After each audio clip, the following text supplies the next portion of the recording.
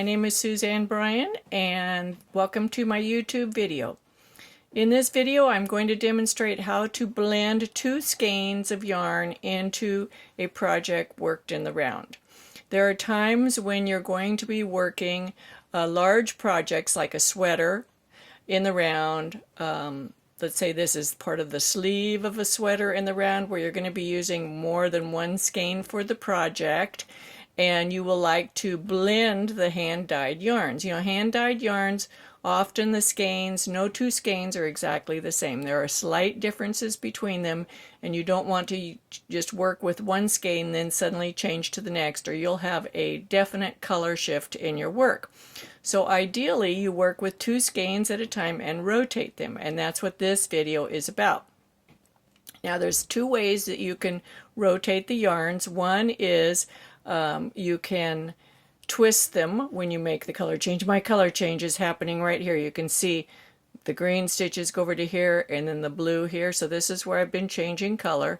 There's 2 ways to change color. One is when you get to that change, you can twist the 2 colors and then work with the next color, or you can make sure that you don't twist them. And let me show you the difference between the 2. On the right side of the work here, this is my color shift right here between the green and the blue. We can look down these 2 columns. Let's make this really big. Up until here, I twisted the yarns between the color change. Let me get a little pointer here. Here's the color change right here. So this is the line where we're going to see the color change. And up to this point here, I twisted them, and you can see in each row, for example, the green comes over and then there's a sudden shift to blue. And then we work the green up here and it comes around to here and there's a sudden shift to blue. We work the blue around, it comes to here, sudden shift to green. Also, it's easy in this case to accidentally pull the stitches too tight at the change, and you get this odd shapes, the missing half a stitch here because it's pulled too tight. And this one's too tight. The blue is too tight and this green's too tight. From this point up, I made sure that I did not twist the yarns. And I'm going to show both these techniques after we make these observations. And you can see a sudden difference. The green goes straight across. The blue goes straight across. Green. There is no shift. There's no jog. Do you see that? It's a jogless jog in 1 row stripes, but when we're using 2 hand-dyed yarns, it also makes the yarns go smoothly across. Now let's look at the inside here. I'm going to turn this inside out. Here's the inside. Here's our color shift. Move this yarn out of the way.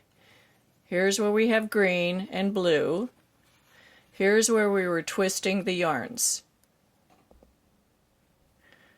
So it looks like a little barber pole. And you'll notice where the yarns were twisted, there's not much stretch here. I'm pulling on this really hard.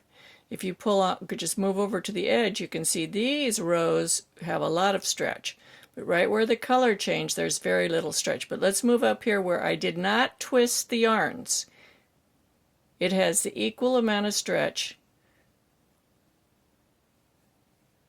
as the surrounding fabric. Also notice that the stripes go straight across. There is no change. Do you see that? Down here, you can see there's a shift every time. So just by making sure that you do not twist the yarns, you get this perfect blending. So how do we do that? Let's get back here to the right side of the fabric. I'm going to work across these green stitches and show you how to make that shift. So we're working in blue across the green.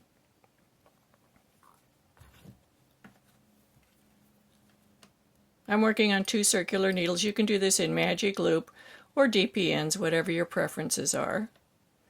This video is in conjunction with a tutorial that I'm teaching. It's called It Takes a Guild. It's a raglan top-down cardigan with pockets and a shawl collar.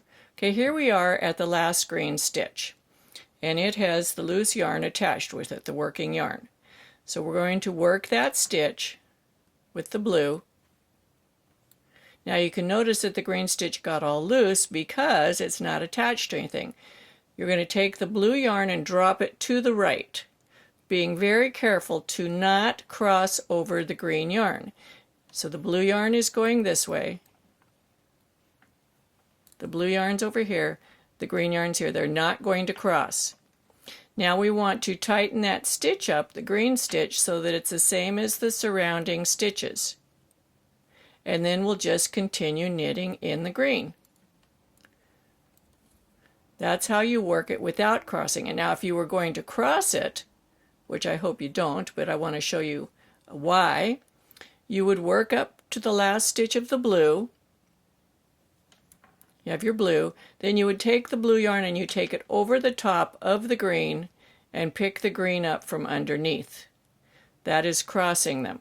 And you do that in intarsia and other color work methods, but we're going to avoid that here. We do not want to cross them. You want the blue to stay to the right, the green to the left, and they should not cross in the back. Do you see that? And then you would just continue on with the green. And so on. So I hope you enjoyed watching this video. I hope it helps you with your knitting. Give me a thumbs up if you like it. Share my videos with your friends. Be sure to subscribe to my YouTube channel and turn your notifications on. If you do, every time I make a new video, you'll get a notification about it. You can also join me on Ravelry. I have a group called Knitting with Suzanne Bryan, as well as a group on Facebook called Knitting with Suzanne Bryan. There'll be links down in the bottom for you to join those groups if you'd like. Be sure to come back and watch more, and happy knitting.